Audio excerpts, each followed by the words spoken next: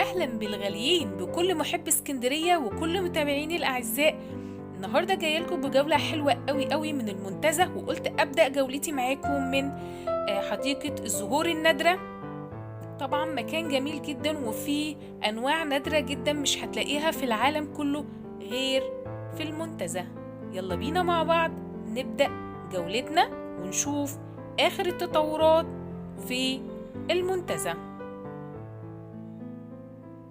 طبعا لكتير مننا ما يعرفش ان المنتزه بناه الخديوي عباس حلمي سنة 1892، يعني من حوالي اكتر من 130 سنة تقريبا، ويعتبر من الاماكن الاثرية اللي موجودة في اسكندرية، طبعا بشواطئه واشجاره والكبائن الخاصة بيه وشاطئ عايدة اللي حصل فيه تطورات كتيرة جدا هنشوفها مع بعض دلوقتي في الفيديو. طبعا المنتزه بيمتاز بأشجاره الأثرية اللي موجودة من أكتر من 130 سنة، ودي منطقة الاسطبل بتاع الخيل. الحمد لله زي ما هو، بس حصل فيه تطوير لأنه بيعتبر من أجمل الأماكن الأثرية اللي موجودة في المنتزه. اللي ما يعرفش كتير عن حدائق المنتزه، هي حوالي 370 فدان، تعتبر جنة ربنا في اسكندرية، لأن هي حدائق ملكية بيوجد فيها كتير من القصور الملكية برضو، ومطاعم وكافيهات وفنادق كتيرة جدا. طبعا انتوا دلوقتي شايفين ايش التطورات والشغل في المنتزه. هو مش هيخلص السنة دي لأن الشغل كتير جدا، هياخد أكتر من سنتين على ما ينتهي من التطورات. ودي الكبائن اللي معمولة، لأن تقريبا كده الله أعلم هيكون قدامها شاطئ كبير جدا لسه في مراحله الأولى من العمل.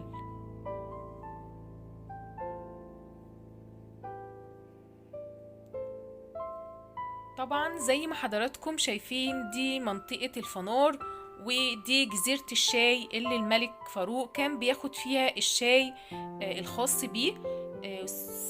سعر التذكرة في جزيرة الشاي كانت تقريبا 50 جنيه مع مشروب بتاخده جوه. وده الكوبري، بس طبعا هو مغلق دلوقتي علشان خاطر في تطورات بتحصل جوه، ومنطقة اليخوت موجودة برضو في المكان ده. احنا دلوقتي قدامنا فندق فلسطين، وده يعتبر من أرقى الفنادق اللي موجودة على مستوى اسكندرية كلها وأعرقها. طبعا بيحصل فيه برضو تطورات وتوسعة للغرف، وليه شاطئ خاص بيه لكل رواد الفندق فقط.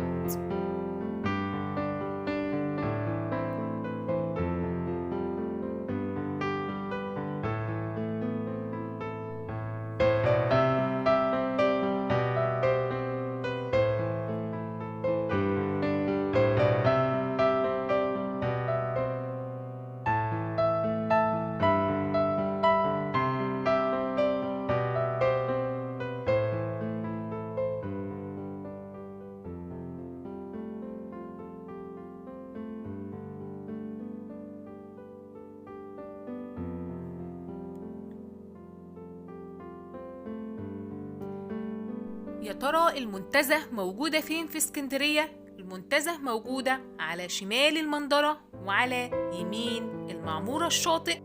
طبعا زي ما حضراتكم شايفين في الفيديو ان في ناس كتيرة جدا موجودة في المنتزه بالرغم من التطورات واعمال الشغل فيه، بس العربيات كانت كتيرة جدا، وكان في ناس كتيرة جدا موجودة هناك بتتنزه في الحدائق واخدين معاهم ادوات الشوي.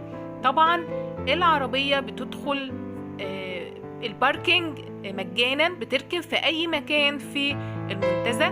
ده الطريق اللي اتعمل في قلب المنتزه، جميل جدا وحلو، بإذن الله هيكون شكله رائع. وفي كمان البحيرات الصناعية اتعملت بشكل تحفة، بتكون قعدتها بالليل جميلة جدا.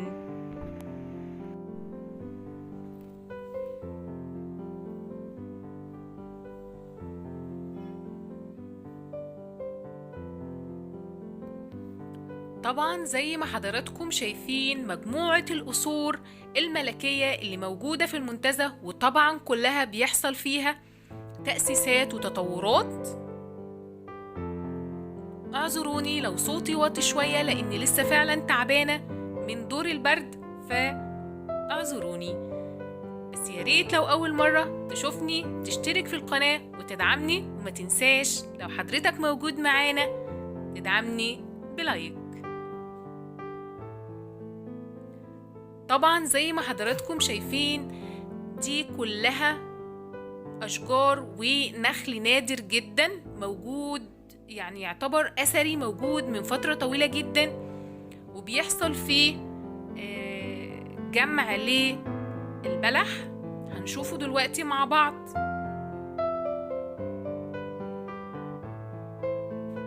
ممكن أي حد نازل يتنزه ممكن يشتري بلح من الشجر ده من الناس المسؤولة في المنتزه.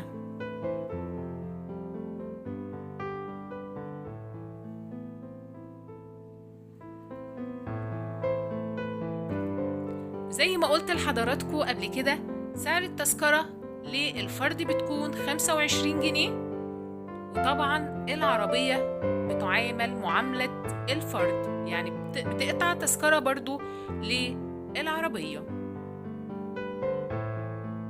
سيبكوا شوية مع الجمال الطبيعي.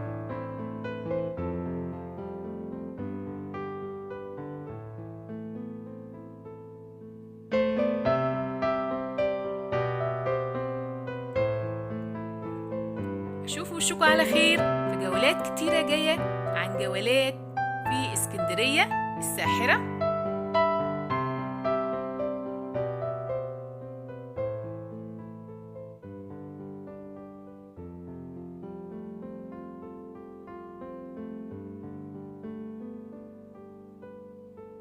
ما تنسوش اللايك. باي باي.